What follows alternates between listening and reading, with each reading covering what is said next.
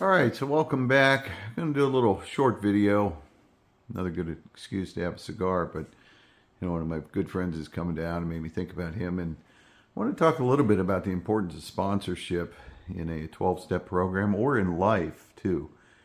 Sponsorship can be somebody helping you get through things or director. I've had spiritual directors in my life, and I think they're a great idea to have. So, a little combination video on that.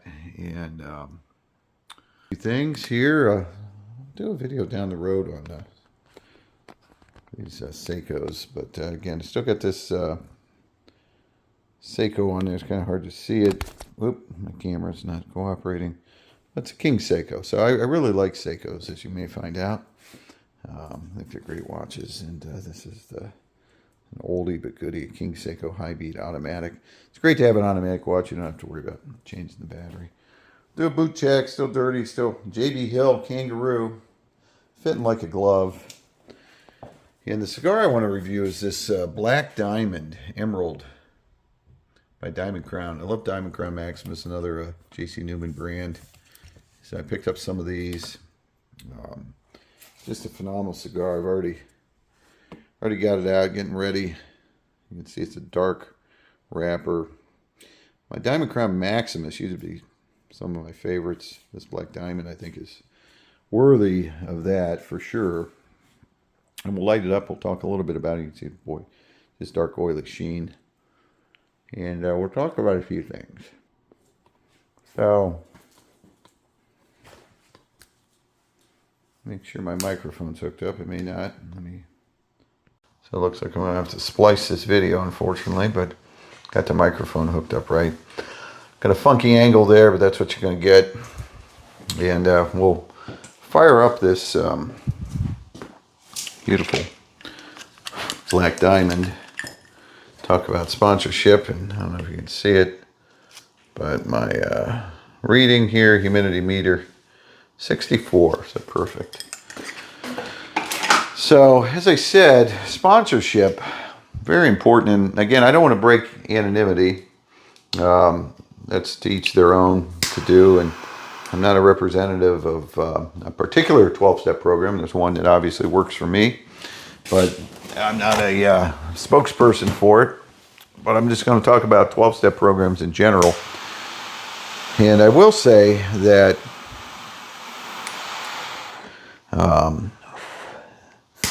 I've mentioned this before, that maybe the greatest contribution to American spirituality is what Bill Wilson and Dr. Bob did, starting the Alcoholics Anonymous program. And again, I'm not a spokesperson for it. This is not about AA. It's about the 12-step program and how it works and what benefit you might get. And some people say, gosh, this idea of a sponsor is weird. But the benefits are so incredible. And even if you're not in a 12-step program, I think it's good to have some kind of person that you can rely on, and maybe that's your spouse and that type of thing, but a spiritual director, because life is spiritual. And sometimes you need to check that and have somebody to guide you. And I've had various spiritual directors in my life, and they've been awesome. So, especially at this time in my life, just having that connection to somebody is so awesome. We come so close.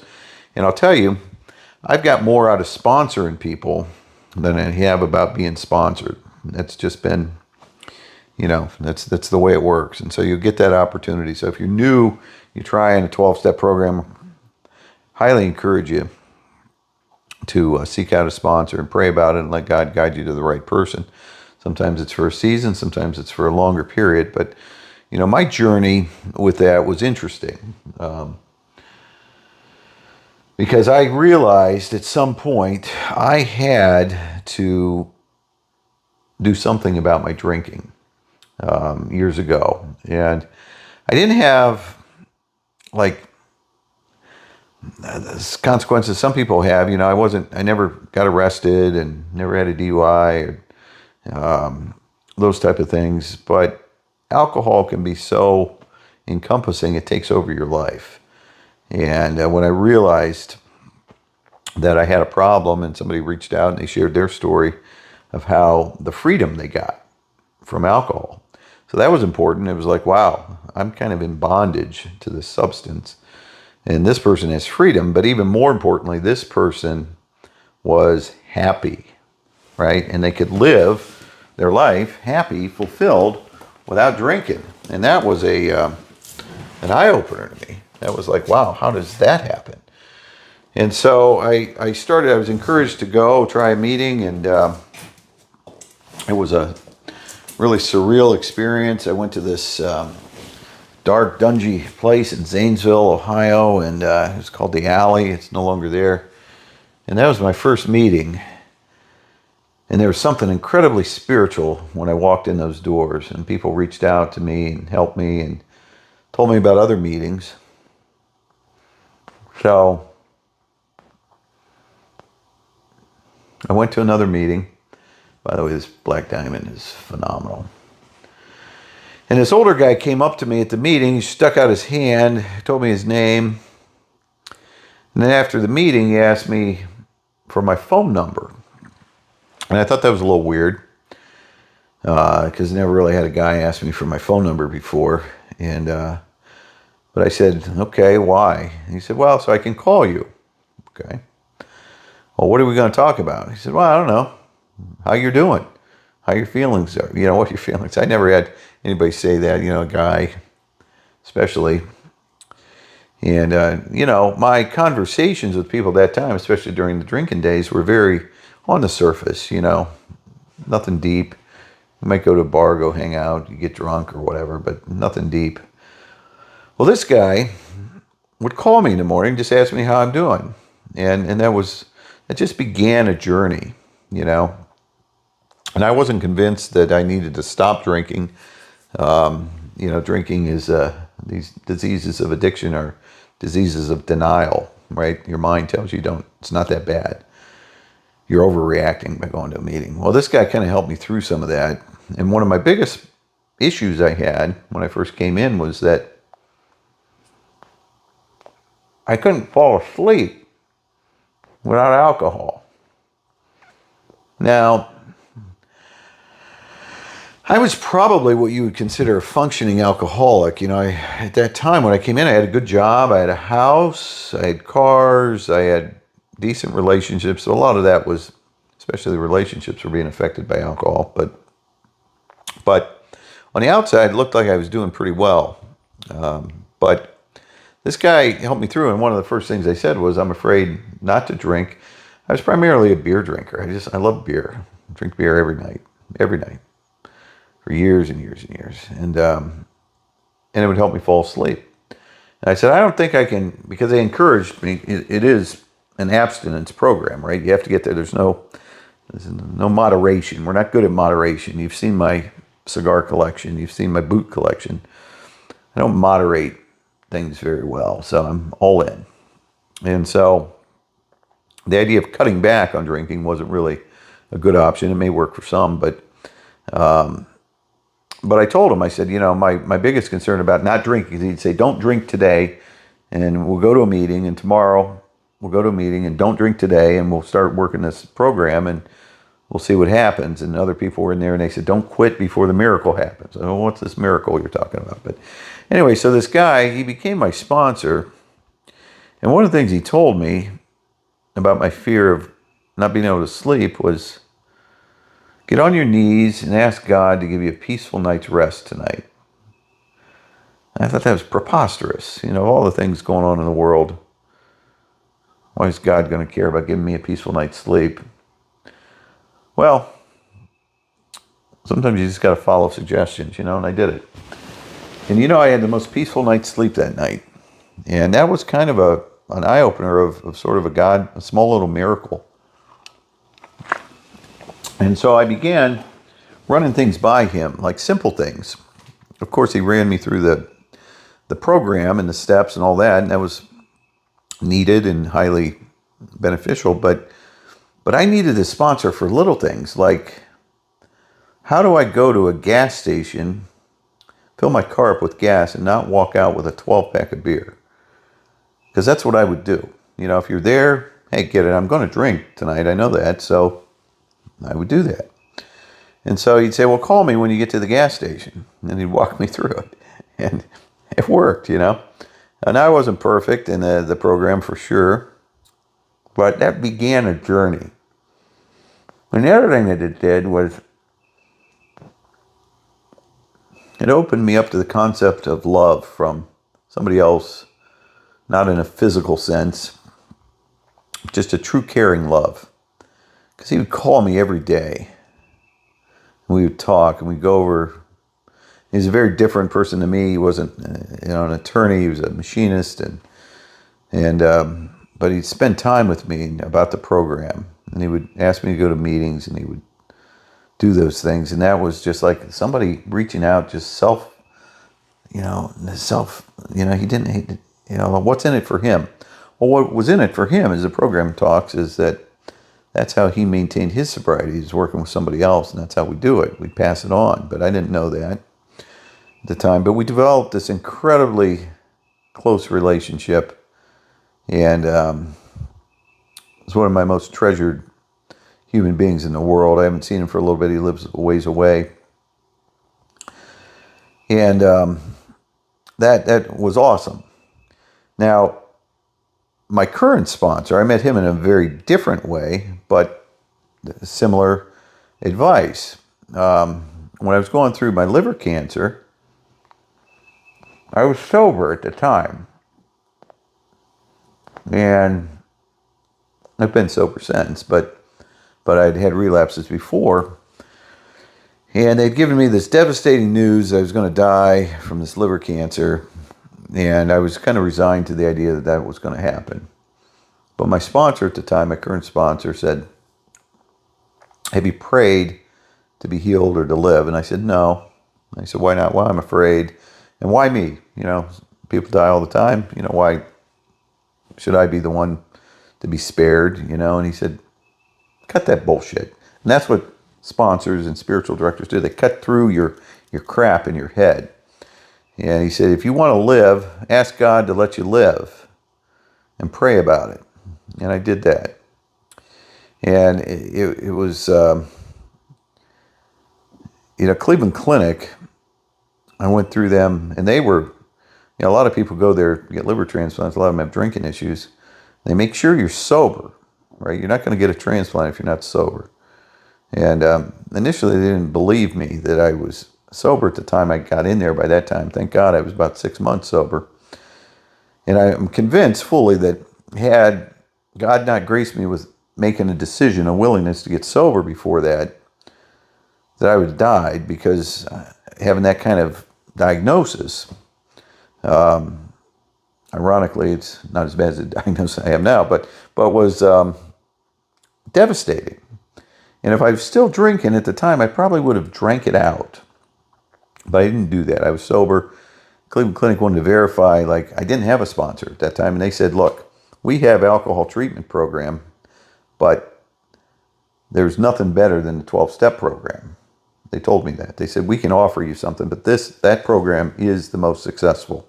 And so we encourage you to do that. And they said, if you're in it, the program we're aware of is you have a sponsor. Who's your sponsor? And I did not have one at that time. My other sponsor from Zanesville, I'd moved out of Zanesville. I was in Canton, and we didn't contact. And like I said, I'd relapsed during a period of time, but then got sober about 6 months when I got that, before I got the diagnosis of the liver cancer. And so they wanted to verify that I was doing what I said I was doing. They said, well, who would you call if you had a problem, you thought about drinking today? And one guy came to mind, and I gave him the name and number, and he called me a little bit, a couple hours after. He said, hey, I just got a call from Cleveland Clinic. They wanted me to verify that you, in fact, were working a program and are sober. And guess what, asshole? I'm your new sponsor. And that began a long and wonderful journey. And just awesome. And he helped me so much through so many things. We became close. And then you just meet other people, the fellowship, and you start doing things sober, and I've got this tremendous support system because of that. And, the idea of having somebody to just run things by because your mind is so messed up, even after you get sober, is so vital. So I can't say enough about the benefits of having a sponsor. And even in when I was with the Jesuits, they had assigned me a spiritual director. And it was kind of a similar guy, but just somebody to meet with, talk about what's going on in your life. And it's just, we're human beings. We're meant to connect with others. And we can't let our thoughts be the only ones, right? We got to have somebody to help us check our thoughts.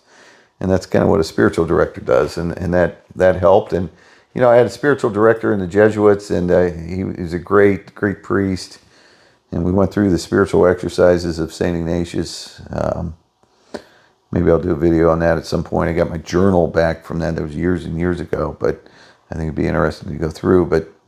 But that spiritual director, when I was telling him that I didn't think I was going to be able to take vows with the Jesuits because I wasn't going to buy in to taking these vows, he was good with that. We just talked about it. We walked through it, and he's the one that told me I was cut out to be a legal aid lawyer. Not everybody's got to be a priest or whatever it is. In the Jesuits, they have all kinds of different ways of serving. But my director there, he said, you're cut out.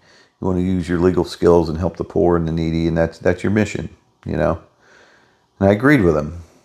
But once I said I was going to leave the Jesuits, they wanted me out of there because they didn't want me to influence other people that left. And again, another video for another day about how great the Jesuits are. But, he said, you're going to have to leave, make arrangements to go. And I said, well, I don't have a job lined up. And he said, well, go work at Legal Aid. And I said, well, just can't walk in the door. Well, it's kind of what happened. I did it my own way. I didn't have, I'd sold everything, didn't have a car or anything. I literally walked down to a Ford dealer down the road, bought a Mustang on 0 down, told them I'd get a job and I'd pay for it. They said that they'd defer my payments for, 6 months or whatever. And they did that. So I drove back to the novitiate in this Mach 1 Mustang and packed up my few remaining belongings and left. And I went home, I went back to the parents. Lo and behold, there's a job posting for Legal Aid in the town right close to I grew up with. And I applied, got the job, and I've been there ever since. 17 years, and it's been a great journey. And I feel I'm still on that mission. That was my mission they sent me to, go work at Legal Aid. And I'm going to complete that mission. So having that spiritual director helped with that. So again, not much of a cigar review video. Probably some of you appreciate that. But if you came here for that, I'm sorry that it's a diversion. You might check out my other videos. But this Diamond Crown, Black Diamond, by J.C. Newman, is an absolute rock star of a cigar. I mean, I'm talking, this is a top 10 cigar of all time. I mean, it's a great cigar. The Diamond Crown Maximus used to be great, but they kind of changed their, it's not always the same tobacco over time after time, but wow, what a great cigar. I mean, these are Connecticut Havana seed wrapper, Dominican binder, Dominican filler. So Dominican is a little lighter. It's not harsh. These are aged for 5 years. They're part of the Fuente family. They're not cheap,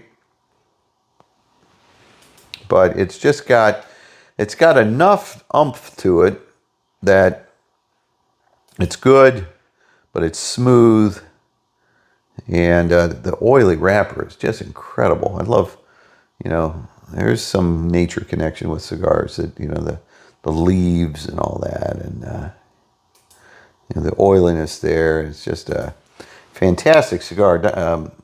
Half Wheel, they did a review. And, they were talking about what the cost of these. And they're not cheap. They're roughly $20 a stick or so. Maybe a little more. So a high-end cigar, not something you're going to probably smoke every day. They gave it a 91. I think that's actually a little low. I'm giving this about a 95, so I think my folks are here. I hear something, or my sponsor maybe. I'm going to wrap up and just say, hey, have a good day. It's a good day for me. Relax, have a cigar. Hope you found the video interesting about the idea of sponsorship and spiritual direction, and I encourage you to seek. Be a seeker. Hard to know, we only get one life. We'll see what happens in the next, but be a seeker in this one and get somebody to help guide you. So we'll see you soon.